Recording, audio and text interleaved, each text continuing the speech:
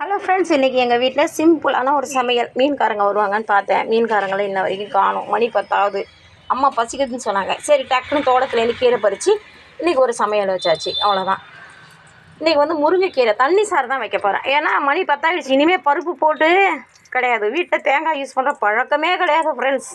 அதனால் வந்து இன்றைக்கி வந்து சிம்பிளானதான். பருப்பும் கிடையாது, தேங்காயும் கிடையாது. ஆனால் தண்ணி சாறு எப்படி பிரமாதமாக வைக்கிறது அப்படின்ட்டு பாருங்கள்.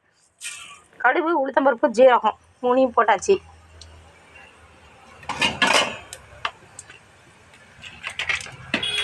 அது கொஞ்சம் பொரிஞ்ச உடனே வடவம், பெருங்காயம்.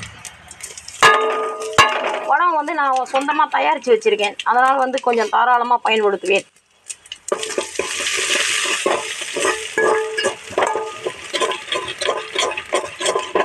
இதுக்கப்புறம் வந்து பாருங்க, ஒரே ஒரு பச்சை மிளகாய், நறுக்கிய வெங்காயம், தக்காளி, பூண்டு.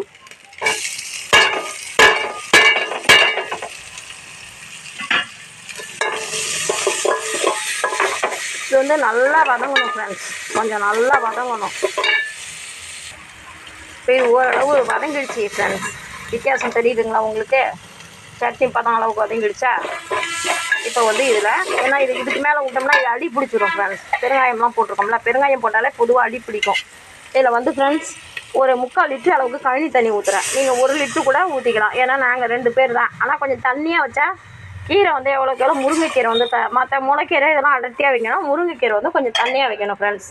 இதை வச்சு நல்லா கிண்டி விட்டுக்கிட்டோமா, கிண்டி விட்டதுக்கப்புறம் நல்லா இந்த ஓரம் பாரமெலாம் இது பண்ணிக்கிட்டு, இங்கே பாருங்கள், மிளகாத்தூள் 1 ஸ்பூனு, மல்லித்தூள், மஞ்சள் தூள், உப்பு, இது 4ம் உள்ளே சேர்க்குறேன். இப்போ இது நல்லா கொதிக்கணும் ஃப்ரெண்ட்ஸ். அவ்வளோதான். கொஞ்சம் ஒரு 5 மினிட்ஸ் வெயிட் பண்ணணும். இப்போ பாருங்கள், நல்லா கொதிக்குதுங்களா? இப்போ கொதிச்சதுக்கப்புறம் இதில் பார்த்தீங்கன்னா 1 ஸ்பூன் பெருஞ்சீரக பொடி. இது போட்டிங்கன்னா பயங்கரமாக வாசனையாக இருக்கும் கீரை. நீங்கள் உப்பு செக் பண்ணுறதா இருந்தால் நல்லா செக் பண்ணிக்கலாம். உங்களுக்கு ரொம்ப தளிச்ச மாதிரி வேணும்னு சொன்னீங்கன்னா 1 ஸ்பூன் கொத்தமல்லி தூள் 2 ஸ்பூன் போட்டுக்கலாம். அதுக்கப்புறம் வந்து பருப்பு சேர்த்திங்கன்னா இது முருங்கைக்கீரை கூட்டாயிடும். இது பருப்புலாம் இல்லாத இது வந்து ஏழை வீட்டு சமையல். அதுக்கு பேர் தான் தண்ணி சாறு. ஆனால் இதுதான் உடம்புக்கு ரொம்ப ஆரோக்கியம். பருப்பு வந்து வாய்வு, அதில் அதிகமான வந்து ப்ரோட்டீன்லாம் இருக்குது. இது வந்து ப்ரோட்டீனே இல்லை, இது வெறும் அயன் சத்து கண்டென்ட் வந்துடுது இல்லையா? ஸோ இதுதான் வந்து ரொம்ப இது. இப்போ அந்த பெருஞ்சீரகம் போட்டு ஒரு 2 கொதி கொதிச்சதுக்கப்புறம் முருங்கைக்கீரையை அள்ளி வச்சுடணும். நல்லா அரிஞ்சி பொடியாக கட் பண்ணி வச்சுருக்கேன் கீரையை அருவமனையில்.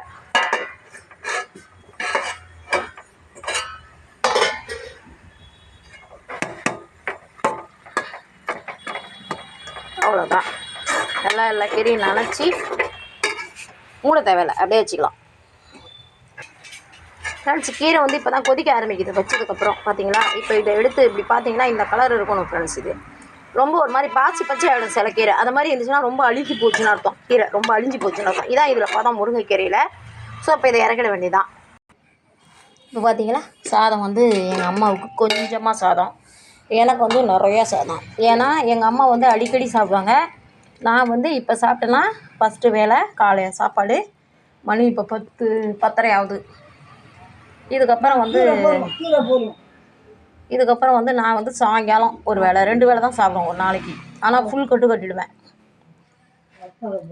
போருமாம்மா, இந்த பாருமா, ஆற விட்டு சாப்பிடுமா, ஆற விட்டு சாப்பிடு. சரி ஃப்ரெண்ட்ஸ், இங்கே பார்த்தீங்களா கீரை ஆறிடுச்சு.